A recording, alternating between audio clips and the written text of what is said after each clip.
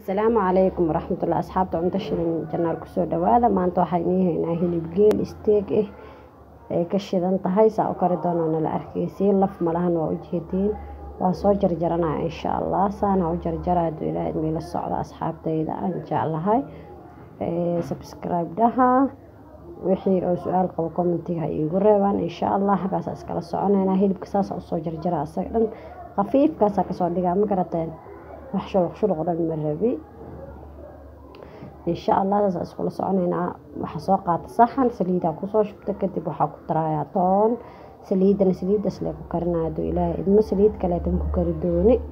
oo maqliga saliid kale lagu mashubaayo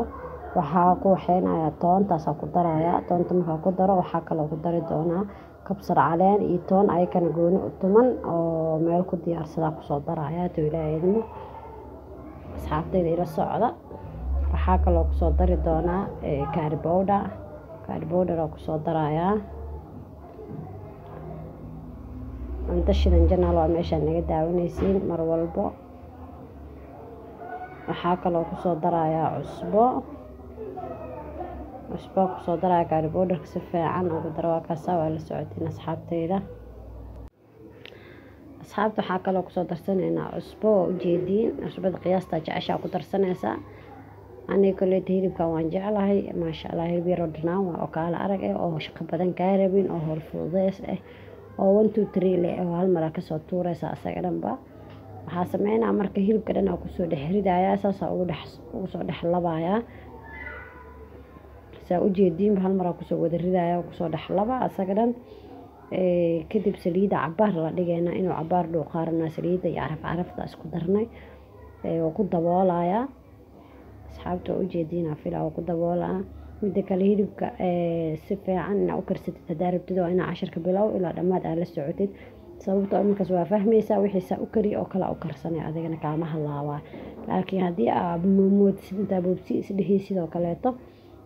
uu ka halaabaya asxaabta waxa kaleeto oo sameeynayna maqliga dabka soo saaranay saliid kale ma ku soo shumay saliid hadaa ku qasayo carafta lahayd la ku dubanayna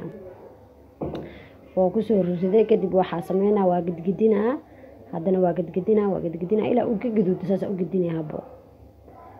marka wuxuu noqonayaa hilib gaduudan oo qurux badan oo ma sha Allah oo araga deeqa oo untana deeqa oo ku noqonayaa oo macaan oo kala arag asxaabtayda soo dhawaada maanta waxa ku cunaynaa hilibkaas bariiska ma soo duubin kaliya waxa inii soo duubay hilibkii insha Allah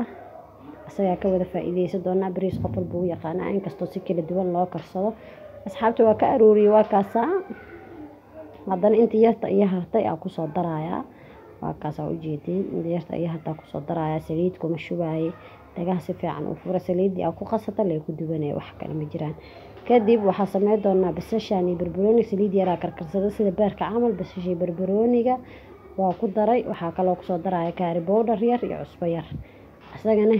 hilibku wuxuu yeelayaa dhadhan macaan oo kala arag geesa ka saaranay oo ku qurxinaa ma garatay